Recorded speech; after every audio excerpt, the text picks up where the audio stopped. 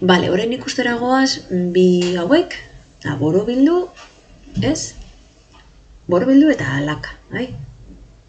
Txaflan, edo. Orduan, borobiltzeko adibidez, aktibatzen dugu, imaginatu nahi dugula, hau borobildu. Esaten diogu, zenbatean nahi dugun borobildu, ez? Hogeita mar baldin bada, hemendikona, ez? Hemendikona hogeita mar, hemendikona hogeita mar. Ez? Zirkunferentzia baten zentrua kokatu zen distantzia dagoen, ez?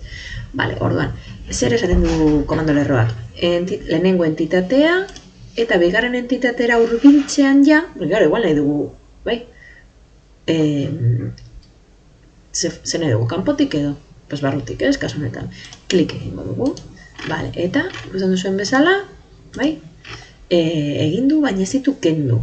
Kendu nahi baditugu, egingo dugu trim aktibatu. Vale. Eta orain gauza bera. Klikatu dut, nahi dut hau moztu, eta hau borobildu. Eta orain bai mozten duela. Vale? Orduan segun eta zer nahi dugun, trim aktibatu edo ez. Vale. Bestea. Alaka hau. Kasu honetan, aktibatzen dugunean, bi ateratzen zaizkigu, zergatik ziren, karo, azkenean, egin nahi dugun forma da, horrela, moztu, ez? Baina ez dira zergatik bi zati hauek, gainontzeko zati bi hauek, ez dira zergatik berdinak izan behar, neurrian, ez? Orduan, egual hemen nahi dugu bi eta hemen 10. Orduan, lehenengo entitatea, imaginatu, guretzako hau 10 dala, eta hau 10 ere, bai, berdinak nahi ditugulako, bale, 10 eta 10. Eta mozten du. Baina igual nahi dugu 10 eta 20, pues 10 eta 20. Eta mendikona 10 eta mendiko 20.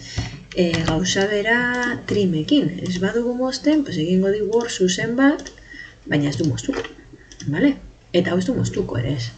Gero nahi badugu moztu, beste tresnak erabili. Eta honekin, bueno, ja ikusiko dugu hau ere bai, offset.